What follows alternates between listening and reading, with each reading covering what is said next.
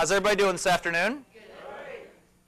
You know, I got to tell you, that was actually that was a fairly enthusiastic post-lunch food coma response.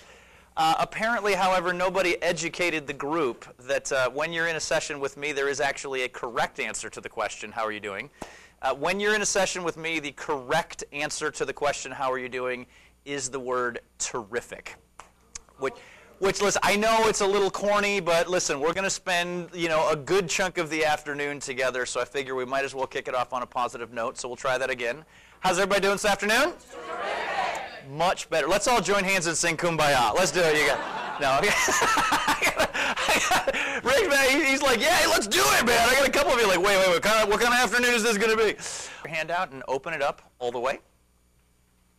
You'll be able to use this for your notes. We made some of this fill in the blank for you, and then we've got great space for you to write down your own thoughts. I'm going to spend a little less than an hour with you here this afternoon in this setting, and then I've got 2 of the Power Hour Plus sessions to go into a little bit more detail and show you what to do next. So we're going to be talking about train your brain for success. Here's what that is. Let's start off with this. Upper left-hand corner of your handout where it says your name. We'll start off with a really easy one. Just go ahead and write down your name. That is the baseline qualification for being in the session.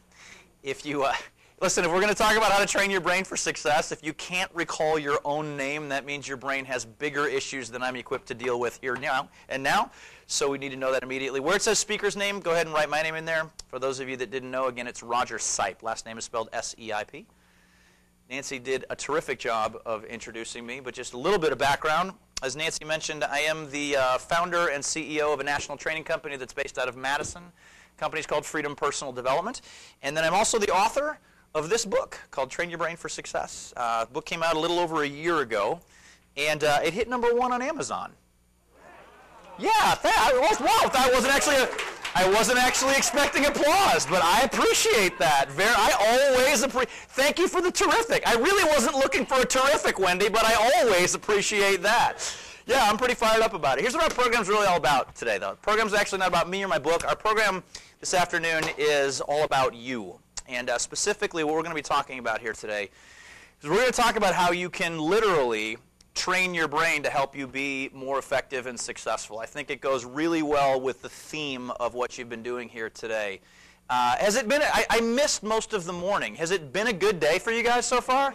Man, just in talk, Jared, I understand that you did a great job. I understand that Liam did a wonderful job. Everybody that I've talked to has said it's been a wonderful experience.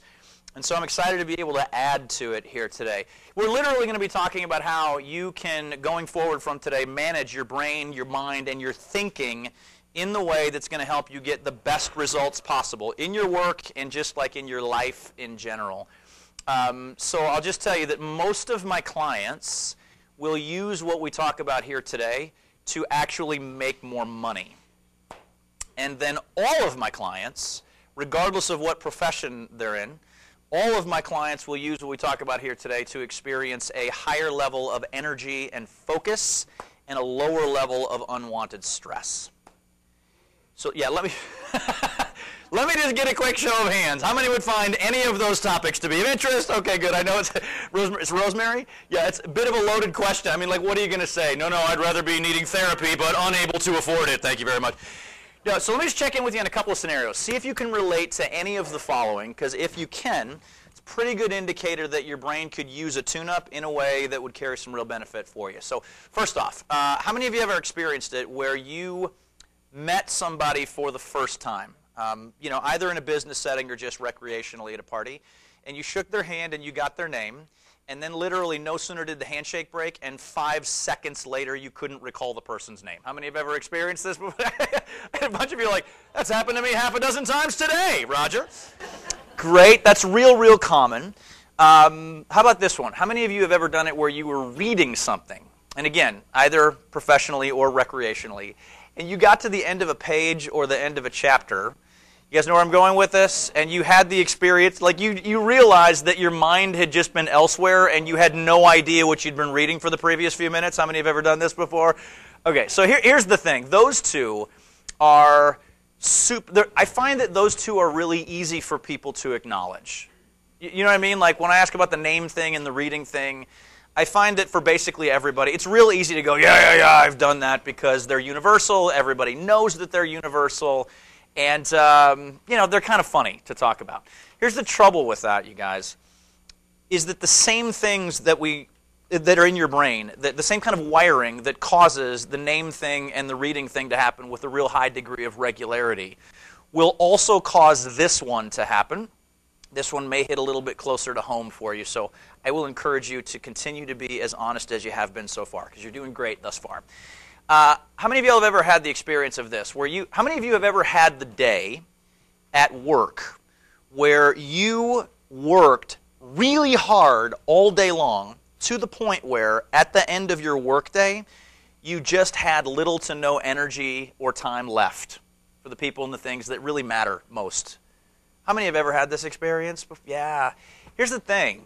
All right, you know what? I'll take it even a step further. Have you ever had that day where you worked till you were out of gas, and then you looked back on your work day and then realized that you hadn't actually made much progress at work either?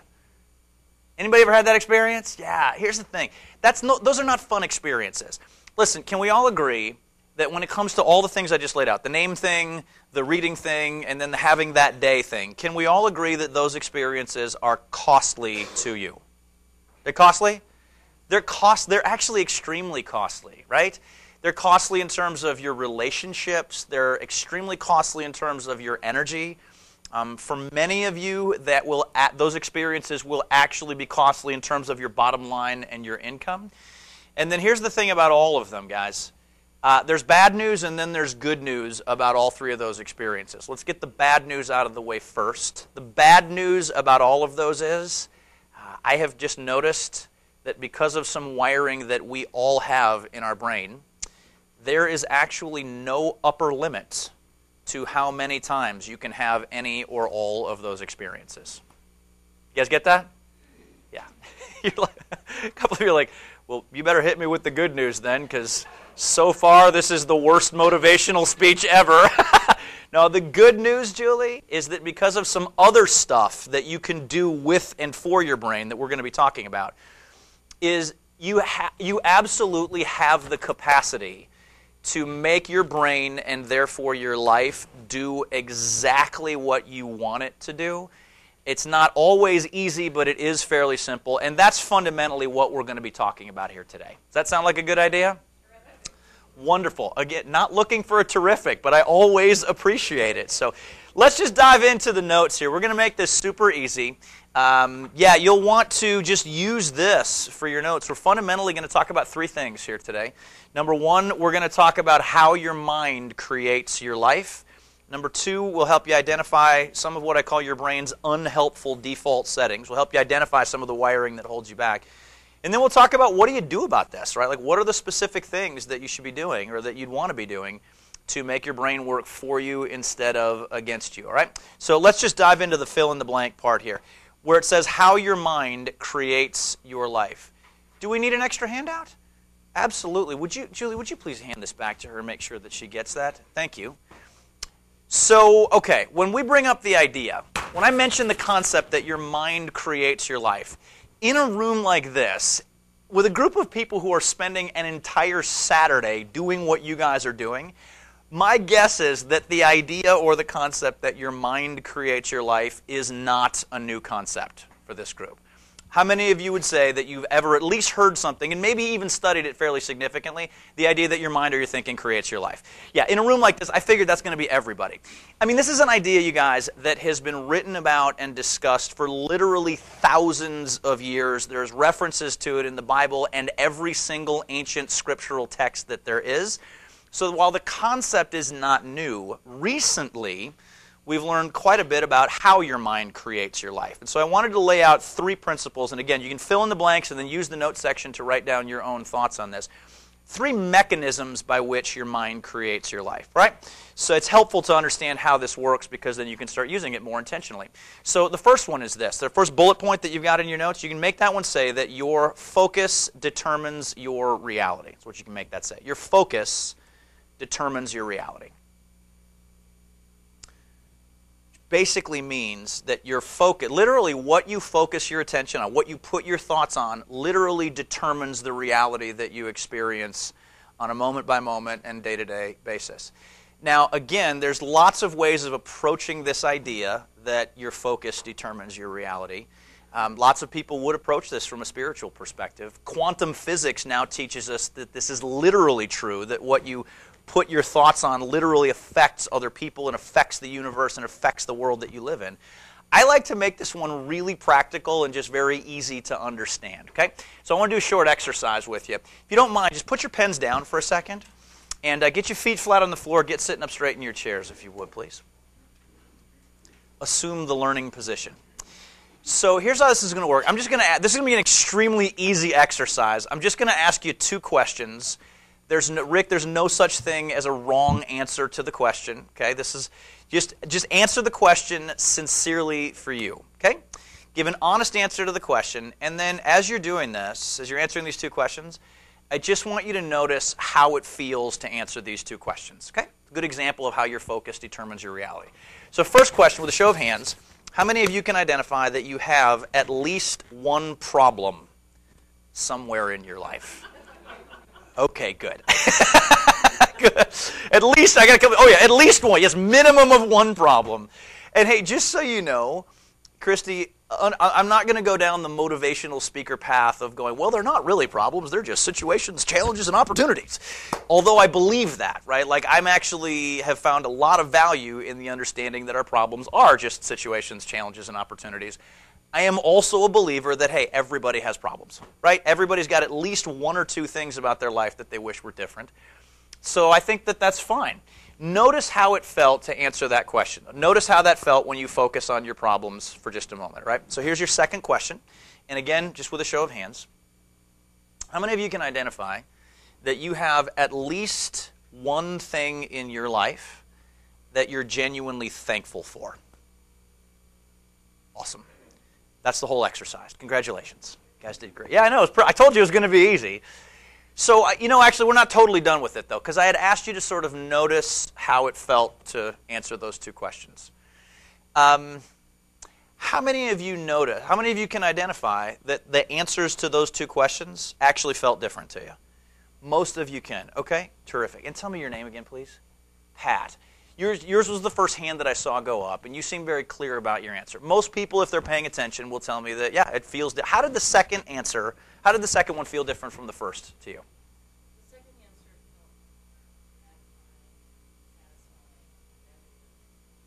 felt Mm-hmm. Oh, interesting. I've never heard anybody use those specific words for that, but what you said was that the second one felt more gratifying and satisfying. Nice rhyming, by the way. That was really good. And then, whereas you literally cringed during the first one. Interesting. The theme is always the same. That's a really eloquent way of expressing it. But listen, most people will tell me that if they're paying attention, on some level, that second question felt better or more positive than the first one. Does that sound right to you guys? Yeah, so here's why that is. It's because of what you just wrote down. Your focus determines your reality. Oh, by the way, I got to tell you, your answers looked totally different. I don't know if any of you guys caught this or not. Whether you saw it or not, whether you felt it or not, as a group, your answers looked completely different. You guys, did you catch it? What did you notice about what you saw in the room? I wish the camera could see what she's doing over here because this is it's really interesting to watch. I said, how many of you have at least one problem? And you guys did what every other group always does. There's always a short pause, which I've now determined is everybody trying to pick one. I think it's what it is people are like, well, which one does he want me to talk about, And then the hands always go up, but they go up kind of slowly, and at the same time, the bodies will slouch. You guys follow me on this? It's like your hands will go up. The hands went up in the air, but it's like the average height in the room dropped by about an inch. It's interesting to watch visually. And then as soon as I said, how many of you can identify that you have anything to be grateful for, your hands went up quicker, your hands went up higher. Many of you actually sat up straighter in your chair, whether you knew it or not. A couple of you actually started smiling, whether you realized it or not. And it was a physiological difference in the room. You guys follow me on this? It felt different, it looked different, and the reason why is simply because of what you just wrote down. When you focused on just the existence of your problems, it automatically creates a thought process that revolves around your problems. Does that make sense to you guys? And that's a thought process that includes things like stress, anxiety, frustration, resentment, etc., etc. And then as soon as you shifted your mental focus to the existence of anything that you're grateful for. In fact, Pat, I should ask this. You noticed very clearly that you felt different. How quickly did you feel different? I didn't know you could throw your voice that way, Pat. That was awesome. Immediately. Does that make sense to you guys? It doesn't take any time because your brain moves so quickly that as soon as you shift your focus, you literally feel different instantaneously. By the way, if you're looking for a good sort of takeaway from this session, I have a lot of my clients that is their big takeaway. Because how often do you have the ability to shift your focus off of whatever it's on onto anything that you're thankful for? Is there ever a time where you just can't do it? There's no time where you're actually prevented from doing it. It's one of the only things that's totally under our control. And you'll notice that it makes a difference in how you feel and therefore how you act. Your focus determines your reality. And then I'm also going to take this one step further into the realm of this is not just like a touchy-feely thing at all. This is actually, I've spent 25 years as an entrepreneur and a sales professional. And I've found that this understanding is actually one of the most practical things that a person can do and understand to build a business or a career of any kind. How many of you, in order to be successful at what you do, I know we've got a lot of health practitioners in here, we've got a lot of entrepreneurs, we've got a bunch of different sort of job descriptions in the room here. Is it safe for me to say that for all of you to be effective at what you do, that you have to be good at dealing with people? Of course it is, right? So watch this. In any interaction with another human being, you get to choose the thought process that you show up with. Everybody follow me on this? You don't necessarily control the outcome of an interaction with another person, but you do get to choose the thinking that you show up with. So if you show up to any interaction with a patient, a client, a prospect, anybody that you're interacting with, and you show up with a thought process that revolves around stress, frustration, anxiety, resentment, etc., versus you show up with a thought process that revolves around gratitude, excitement, joy, enthusiasm, will you get different results from the interaction based on the thinking that you showed up with? Yes or no? You will get different results every single time just by the thinking that you showed up with. So this idea that your focus determines your reality, it's not just a touchy-feely quantum physics spiritual thing. It's actually a very practical thing that influences our day-to-day results that we get. And when you understand how to make that more purposeful in your life, it really makes a big difference, right? Second mechanism, then, by which your mind creates your life. This is the second bullet point that you can fill in. You can make that one say that what you see is what you get. What you see is what you get. What you see is what you get. Do you guys need an extra pen? The good news is I brought extra pens for you guys. I see people are like sharing pens over here. We want to make sure that we are as effective and as efficient as possible. So we got pens. Does anybody else need a pen of their own? Okay, great. We got free. I've got a whole bag full of them, right? So knock yourself out. What you see is what you get. Here's what this one means. Normally when somebody says what you see is what you get, they're sort of trying to tell you that you can take a person or a situation at face value, that nothing's hidden. That's not exactly what we mean here. Did you get one that doesn't work? No. Okay, well, I'm so glad that we're all equipped now. That fires me up. What you see is what you get. In this context of how your mind creates your life, basically means that the pictures that you see in your mind tend to show up in your life. They actually become the results that you get. It's actually the definition of how your subconscious mind operates, which we don't need to get into all of that here today, but the pictures that you see in your mind will actually become the results that you get in your life. So athletes, I find, are a really good example of this one. You guys, whether you're an athlete or not, you'll probably get this. If you observe athletes, I'm talking about like Olympic athletes or professional athletes. A professional golfer is an excellent example of this concept of what you see is what you get. An Olympic figure skater or gymnast or skier, also an excellent example. If you watch a basketball player getting ready to hit a free throw, it's a great example. Help me out here, you guys. If you observe elite athletes, especially in the moments right before they perform? What are athletes doing in their minds? They're going over what they're going to do. Very good. I heard something over here. This is exactly right. They're visualizing, right? Now, and I learned they do it in different ways, right? I have a friend of mine who actually did his master's thesis on visualization in sports. And I thought it was fascinating. It was actually an interesting master's thesis to read. And so I find that a lot of athletes are doing kind of what you described. They're doing some of them are doing what's called a mental rehearsal, where they're literally seeing the entire performance beginning to end.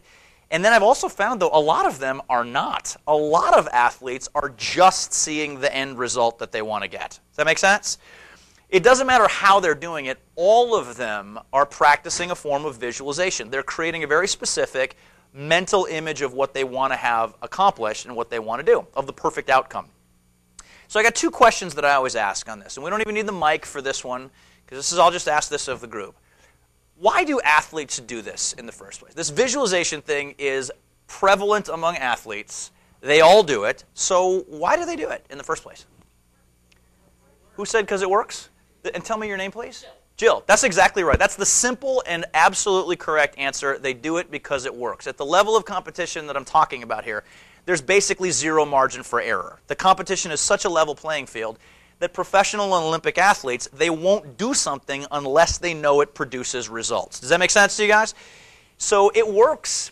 Then the second question that I always like to ask is, do you think that this concept of your mental pictures becoming your results, do you think that that applies outside of sports? Big time it applies outside. It applies in business, it applies in teaching, it applies in your health, it applies in basically every area of your life.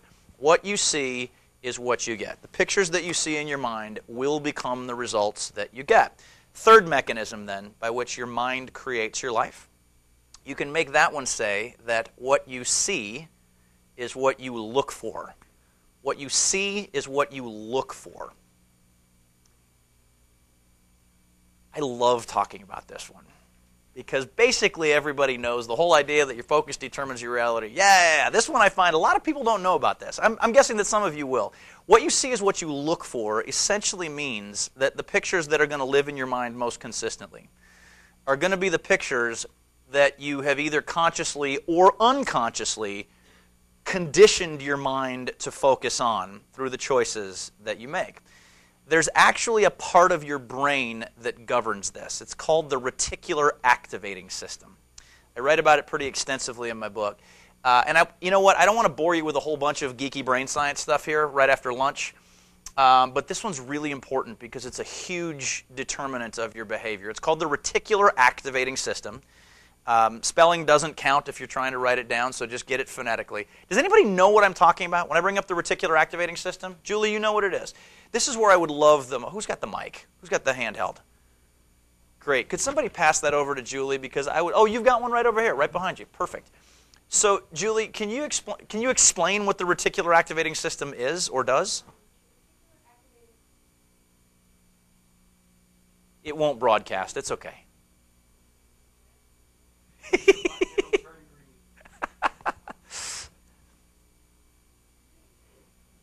Yay!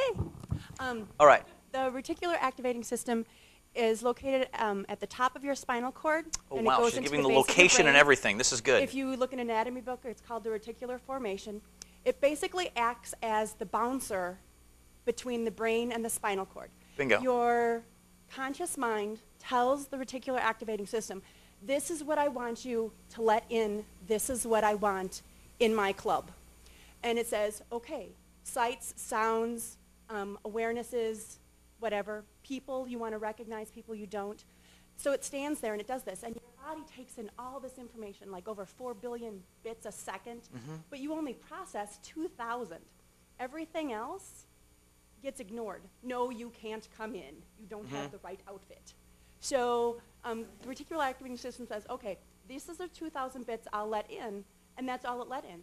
So if you say, I am only going to look for blue shoes today, that's all you're going to see, is everybody's going to wear blue shoes. Because that's what you've allowed that's part of the 2,000 bits you've said can come in. That is one of the best explanations. Give her a round of applause if you would, please. That's because this is did that make sense to what she just said? Did that make sense to you guys? Here's the way that I always explain this: is that that's the part of your brain that you call it the bouncer. I call it the filter. Which it's the same thing. Does that make sense? Would you agree with that? Yeah, it's the filter. It's the part of your brain that acts as a filter on what you notice versus what you don't notice in your environment and in your life. And you have to have it because if you didn't, your brain would literally just like fry in a matter of seconds. It would literally drown in information. So you need it. And then you need to understand how to make it work for you instead of against you. Here's the classic example of this that everybody gets.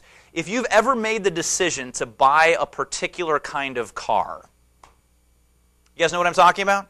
You said to yourself, okay, I'm going to get whatever it is. I'm going to get a BMW X3 in midnight blue, or whatever the make and model was. And as soon as you made the decision that you were going to get X type of car, where did you start seeing that vehicle? You guys know what I'm talking about, right? And you understand, what's that? This happened, okay, so guys always get the car thing.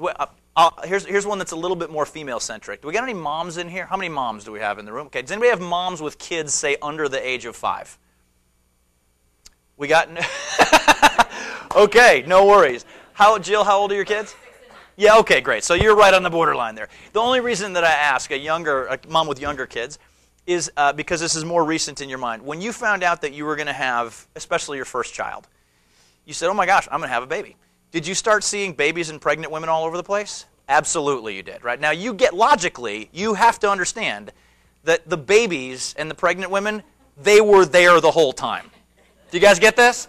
Your environment didn't change. The lens that your brain was seeing through is what changed. Everybody follow this? Your environment didn't change, but literally how you saw things changed. And it was because you literally flipped on that part of your brain. Because of some new knowledge that you gained in this case, or because of choices that you make. What you see is what you look for. Here's how this one shows up in real life. I find that this one shows up a lot in just how people approach life in general. See if this makes sense to you.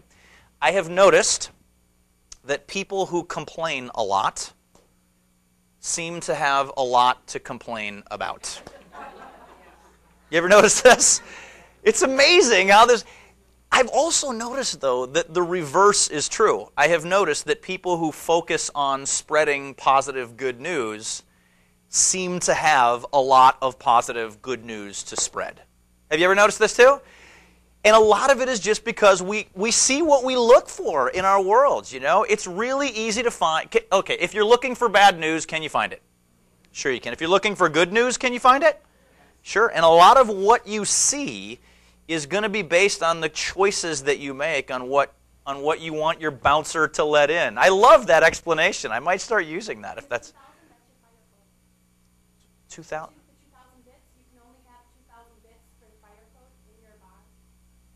Geez, you've really thought about this, haven't you? I love that, though. That's such a great analogy for this. Awesome. So, we've got free raffle tickets for the beautiful explanation. Those are for you. You know, I love giving away prizes that I didn't actually come up with. That's awesome. All right. So, when you understand these three concepts, when you understand the idea that your focus literally determines your reality in some ways that are intangible and some that are very tangible, the idea that what you see is what you get, that your mental images literally become the results that you get, and then throw in the idea that you have the ability to condition your brain to focus on certain things in favor of others, you're getting a little bit clearer picture of how your mind is actually creating your life in lots of different ways. So I wanted to just pause here for a moment. We're doing fantastic on time. Do we have any questions thus far? Questions? Comments? Yes. Could you pass that on down and tell me your name again, please? Mary Jo. Great. Would love to hear the question. Yeah, so if what you see is what you look for is what you get, kind of, okay? Yeah. So what if you're a visionary and it's not out there to look at? Ooh, I think I get what you're talking about. Can you be a little bit more specific? Well, when you're a visionary, you're envisioning things in your mind that don't already exist, but that will exist because you're envisioning them. So where do you go see them? because that would bring it to the concrete and make it like even more efficient and effective way of getting it. So here's one of the great things about your brain, Mary Jo. It's a good brain, yeah. It is, yeah. You're like, thank you. Thank you for acknowledging that. We all have amazing brains. So what I think you're asking is, if you're seeing something that doesn't exist yet, where can you go see it so that you start attracting more of it into your life? Is that what you're asking? Here's one of the best things to know about this. You don't have to go anywhere. Because the way that your subconscious mind operates, which we're starting to get in a little bit into one of my longer sessions here, one of the things that we now understand about your subconscious brain, though, is that your subconscious brain actually cannot tell the difference between reality and a vividly imagined picture. This is one of the things that makes visionary leaders visionary, is that they have the ability to clearly see something that doesn't exist. And that thinking then manifests itself in your outside reality. Now, there's a lot of practices that you can engage in to sort of help clarify these pictures. When you go out and do things like dream building, journaling, setting goals in the right way, which we'll talk about some of these things as we move on. You don't have to go anywhere. If you can clearly see an image or a vision in your mind, your subconscious mind, which is the part that you need really on board, will actually accept it as reality. So you can literally make up the picture in your mind, and you'll notice that it's just as effective as actually seeing it through your eyes. Am I answering your question? Yeah, it's Good. Great. So how often do you practice that then? How often would you guys recommend? As often as possible. And listen, I don't want to get into, we could literally spend all day on this topic, but one of the neat things about your brain is that your subconscious mind also acts as a magnifier. If you can if you can be focused on a picture that you've got of a desired future for even 60 to 90 seconds at a time, it's amazing how much of a multiplier that is in your efforts. The short answer to your question is, how often do you visualize? Daily, multiple times daily. And a lot of what I teach in my ongoing seminars is how can you set up systems one time that will allow that to become automatic for you so you don't have to spend all your time. Here's the thing. You do have to take action. Does that sound right to you guys? You do have to take action. Like in a room like this, when we talk about your focus determines your reality, a lot of times I'll talk about how this is related to a book and a movie that it seems like everybody either read or saw like 6 or 7 years ago called The Secret. Does everybody remember this? It was an enormous publishing phenomenon. I mean, literally 50 or 60 million copies of the book and the movie were sold. It was on the New York Times bestseller list for 3 years running. It was enormously popular. Everybody read it, and it had some really good stuff. It did leave out the part about how you have to work. Unfortunate that you do have to work. So here's the thing about it. You don't want to just, I'm not advocating that what you do is become a monk of some kind and just sit around and visualize.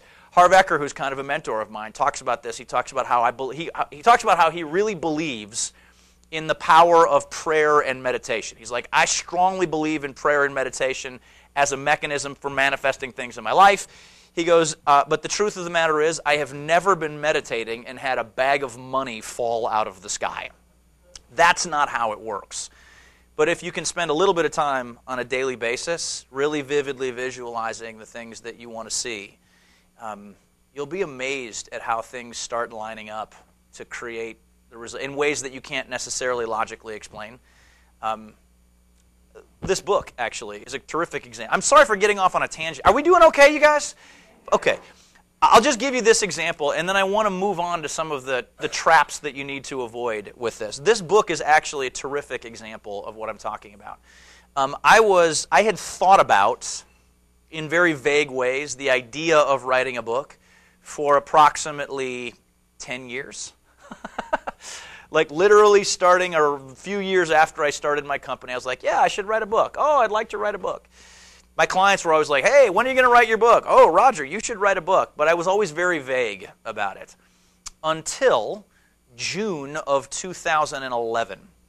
I hired a coach, and because it was time for me to kind of reinvent my business and how I was doing things. And she had me do some homework where I kind of I did what I'm talking about. I created sort of a new vision for my business and for my life. And I did it. I have to say I did it pretty well.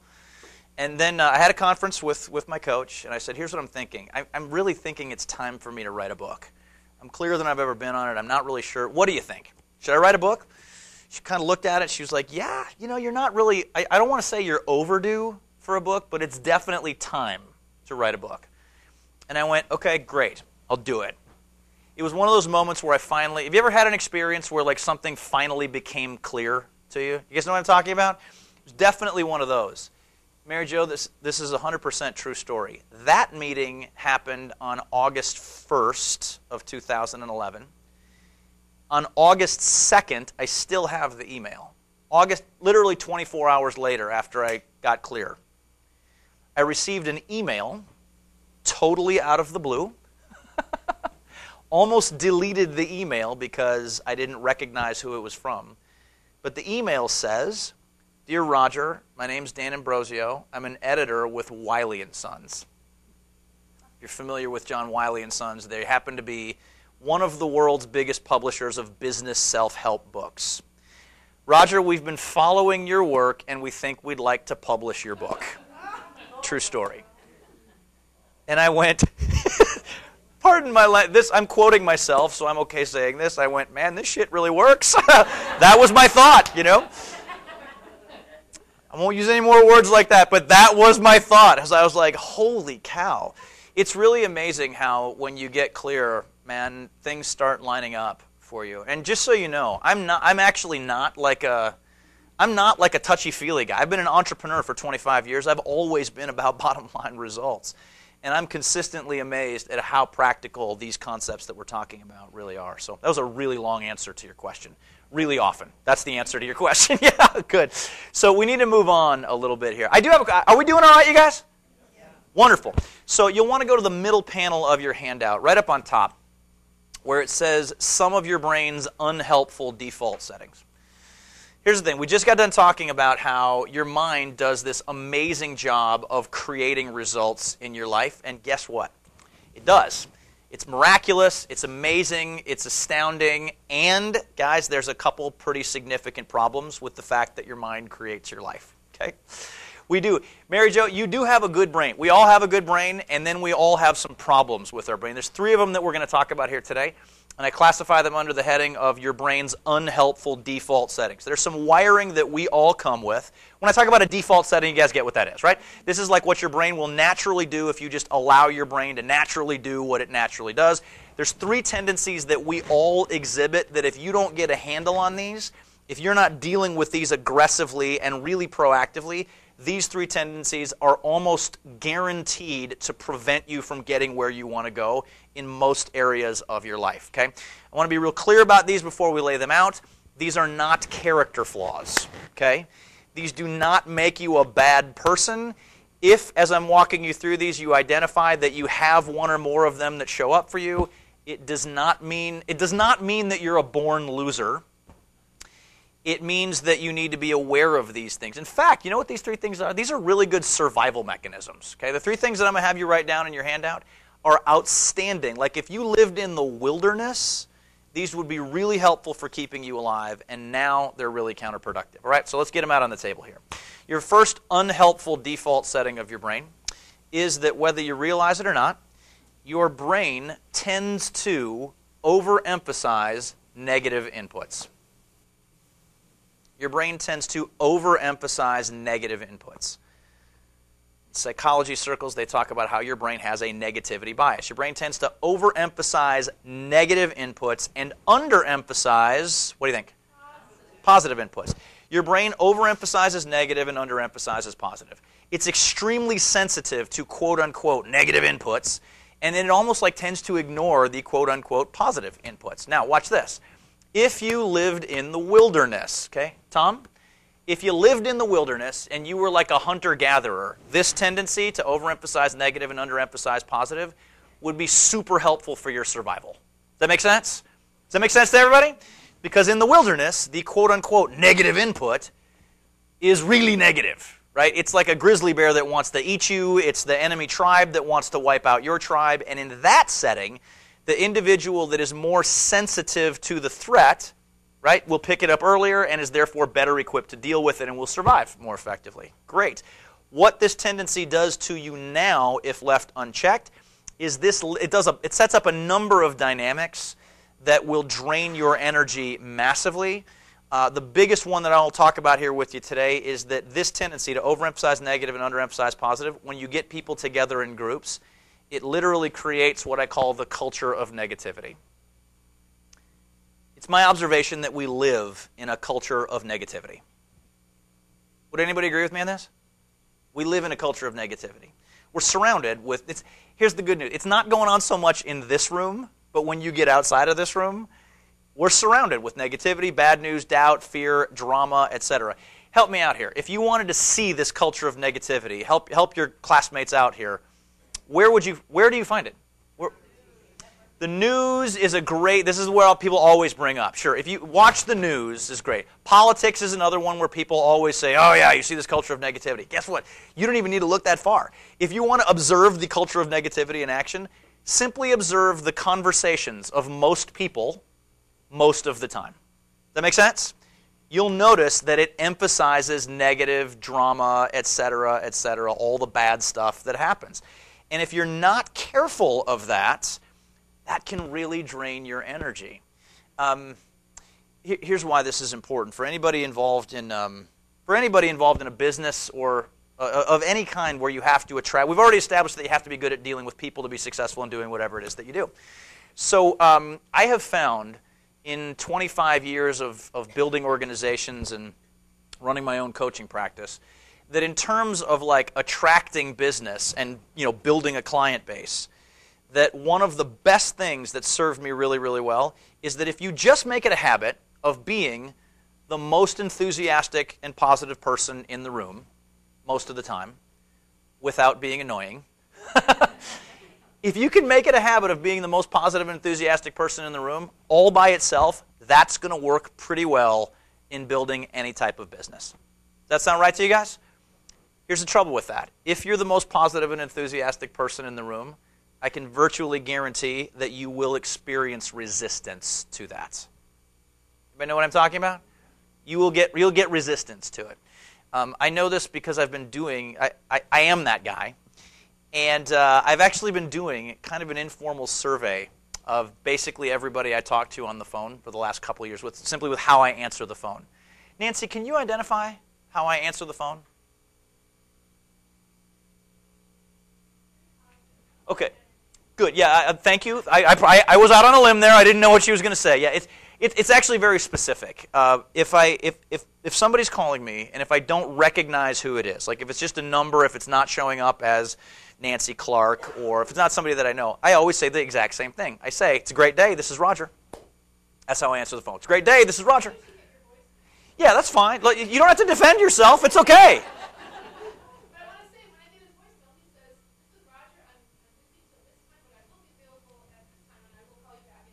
Now you're giving away my secrets here. Come on now.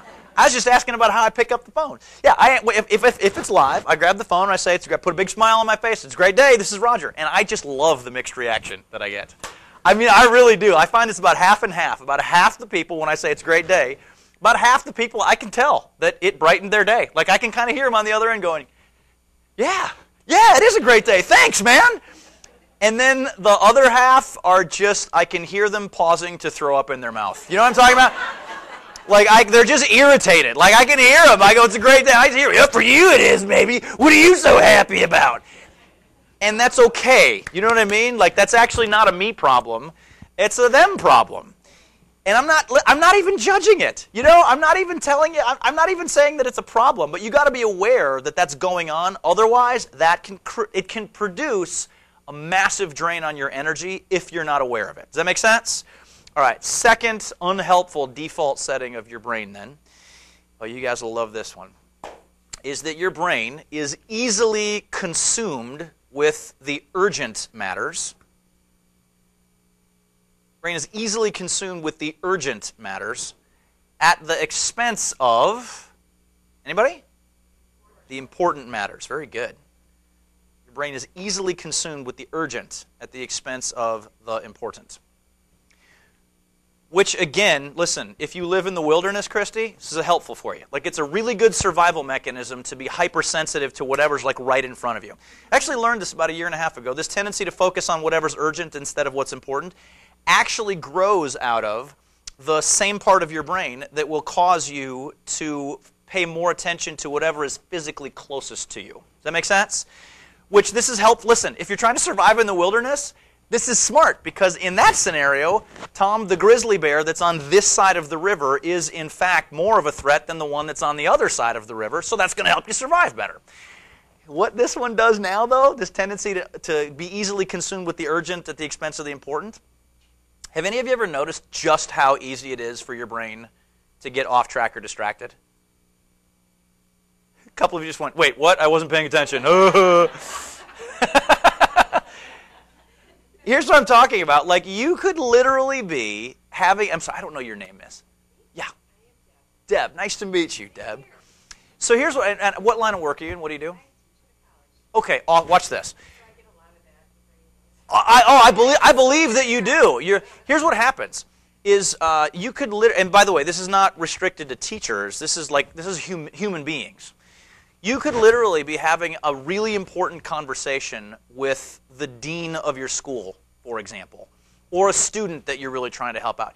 You could literally be having a one-on-one conversation with another human being that's super important, and you know it's important, and you could even be enjoying that conversation.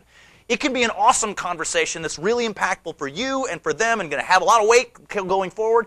And then right in the middle of that, if you become aware that your phone, you got a phone call or an email or a text message before you even know who's trying to get a hold of you. Do you guys understand what I'm talking about here? Before you have any idea, your brain will disengage from this important thing, and it'll just go squall, and it's off into a totally different direction. Can anybody relate to what I'm talking about? Your brain does it, and it does it automatically. It's because your brain has a default setting where it is easily consumed with whatever is urgent at the expense of the important.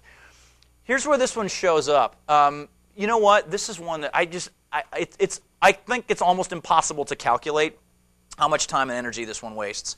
But I'll just put it this way. Remember back at the beginning of this session when I asked you about having that day where you worked, but then didn't actually make any progress? Remember this?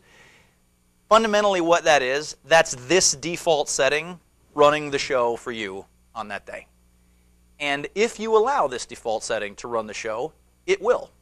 And it will cause an enormous amount of stress and anxiety and waste a lot of your energy. Okay? That's number two. Third unhelpful default setting, then, is that your brain craves safety over progress. Your brain craves safety over progress. Brain is much more concerned with keeping you safe and comfortable than it is with quote-unquote making progress. Which, last time I'll say this, if you lived in the wilderness, great survival mechanism, right? Because in the wilderness, safety and comfort is much more important than quote-unquote making progress. The way this would show up for you, if you were a hunter-gatherer, is that you would basically spend your entire life living in an extremely small geographic area, like literally 5 or 10 square miles for your whole life. It's called your home territory. You spend your whole life living in your home territory, which makes sense. As a survival mechanism, it's Jamie, right? Jamie? That makes good sense. Like if survival is the deal, it's very advantageous to be in your home territory. True? Yeah. You know where all the good hiding places are, right? You know where all the good berries are. You have big advantages. What this does now, though, is this is the part of your brain that creates what is popularly known as your comfort zone. Everybody follow this? Your comfort zone, it's really powerful. It's rooted in biology, and it will prevent you from getting where you want to go. I shouldn't knock it. Having a comfort zone in and of itself is not bad. Like, it's in there for a reason. The trouble is, and if you're looking to write something down, it's a good thing to write down, no growth happens inside of your comfort zone. Growth, almost by definition, requires us to get outside of our comfort zone. Does that make sense to you guys? Yeah, go ahead, Deb. No question. Here's what I say. Having a comfort zone is not all bad. Okay? I don't want to knock it. It's just that it's such a strong pull that people have this tendency to never, ever leave. Like, your default setting is to never leave your comfort zone. You need to spend some time resting and recovering, no question. But here's a good way of putting this. This is why I think this is problematic. And help me out on this. True or false, and you can apply this in any area of your life, all of the things that will create progress in your life, whether that's in your business or in your physical health or in your financial well-being, all of the things that you need to do to create progress, I'm going to say that if not all of them, almost all of them, will require a fairly significant level of either risk or discomfort or both. True or false? It's true.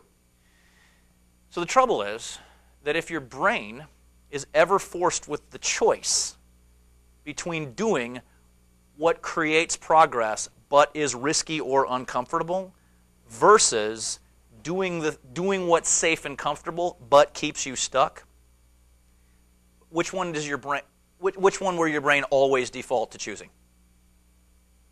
Safe and comfortable and stuck. This is where it becomes problematic, right? Go ahead.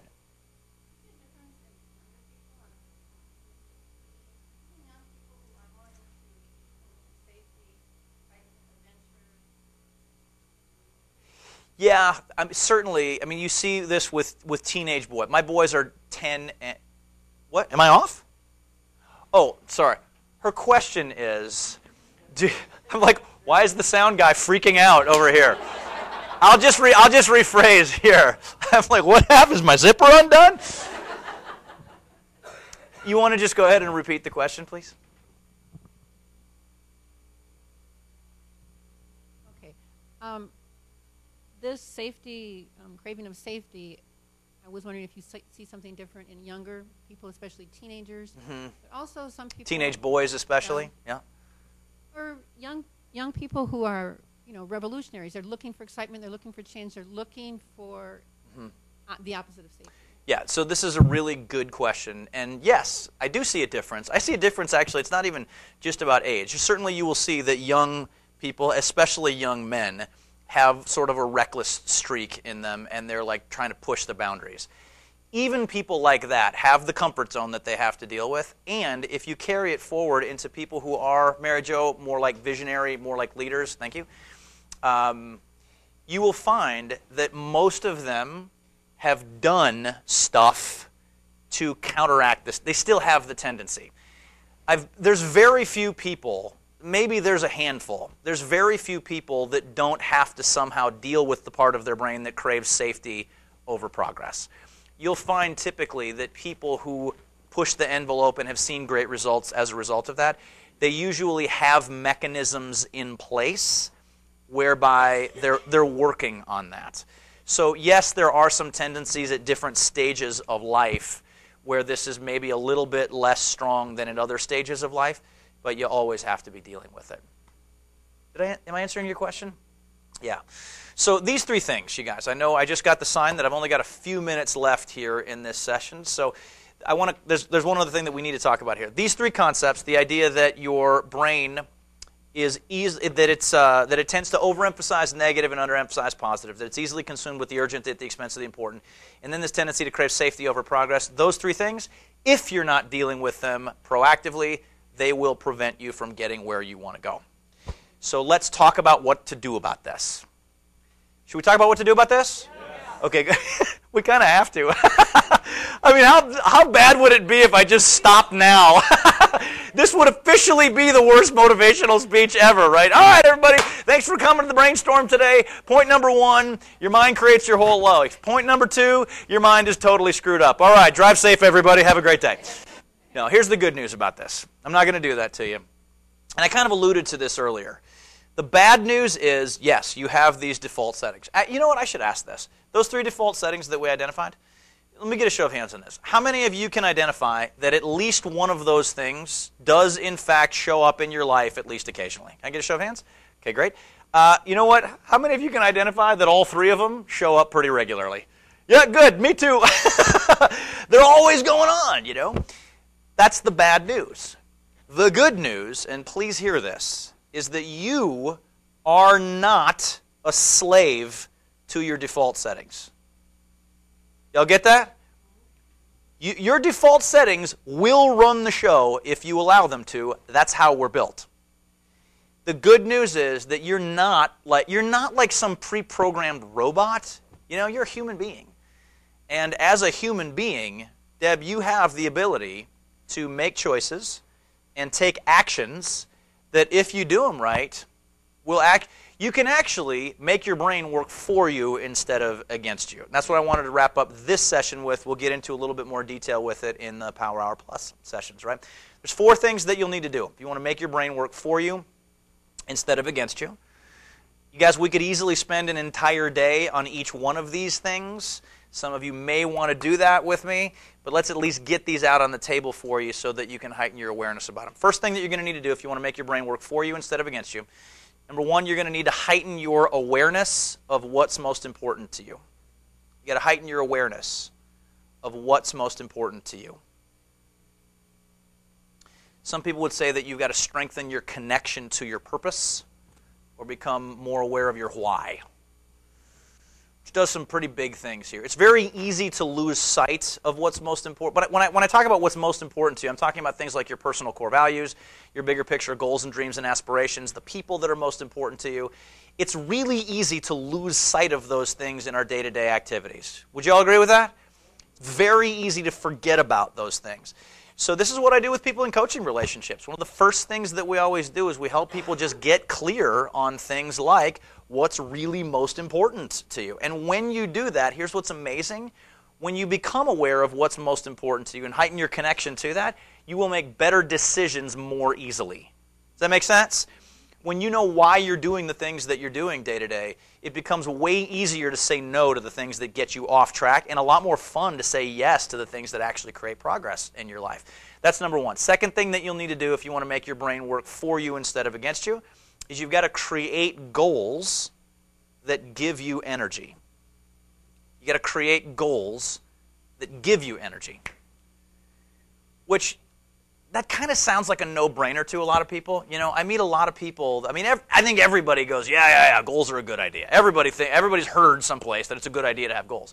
Well, guess what? I meet a lot of people that even though they've heard that, they don't actually have goals at all.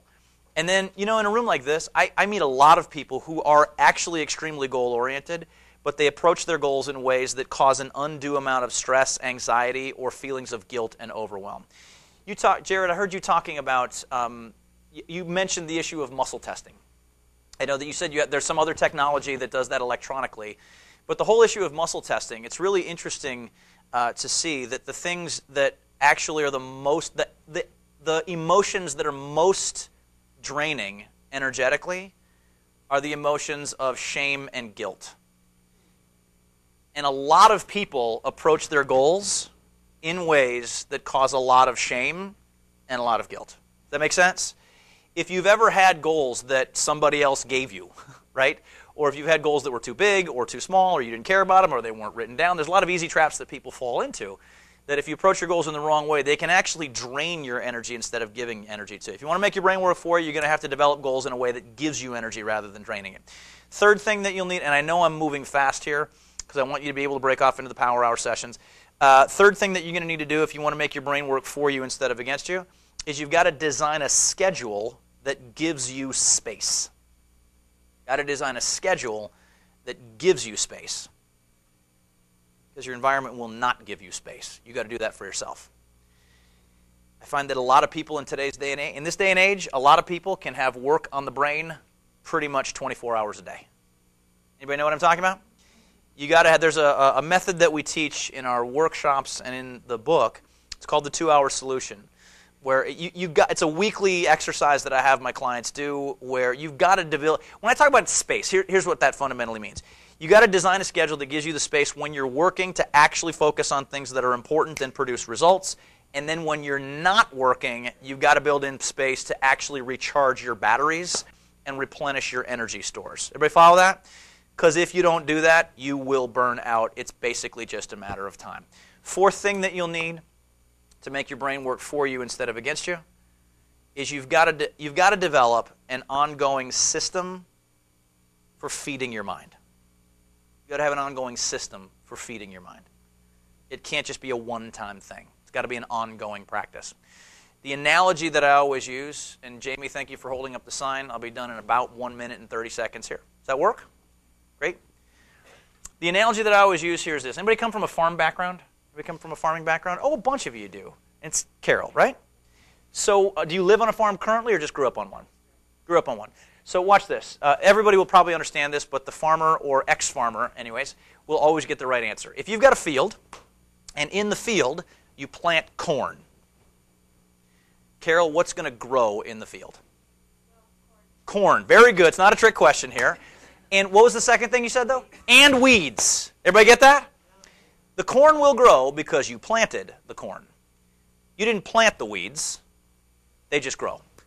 You follow me on this? My point on the whole idea of having an ongoing system is that as a farmer, if the farmer is to be successful, that farmer has to be out in the field throughout the growing season. Correct? Farmer has to be doing things out in the field to remove the weeds and make the corn grow stronger. Everybody still with me on this? Because if he doesn't, Carol, what happens? The best case scenario is that you reduce your harvest. Worst case scenario is that your harvest is only what? Worst case scenario, if the farmer just plants corn and then doesn't do anything about it, it's very likely that you're going to get a harvest of weeds. Because the weeds will literally choke out the corn. Are you guys getting the analogy of how this works with your brain? You have wonderful, awesome, positive, happy thoughts that produce great feelings and great results for you, and then you have the weeds that are growing because of your default setting. Unless you have an ongoing system for cultivating the corn, figuratively speaking, and keeping the weeds out, you will reduce your harvest. And fundamentally, that's actually the first thing that you need to put in place. So, question for you guys. Has this been good stuff? Yeah. Good, because I know I need to wrap up. We need to head into our Power Hour Plus sessions. Are you going to explain to them how that works? So here's basically what I'll be talking about in mine. I'm going to be in the library over here next, and then in one of the other rooms. You guys can find it on your schedule there. What we'll get into in my Power Hour session is I'll spend 15 minutes with you, and we'll talk about the building blocks of that system. Like, what specifically do you need to put in place that makes for an effective system? And then I will talk with you about how you can continue your learning with me today. Thank you guys very much. I've enjoyed this immensely.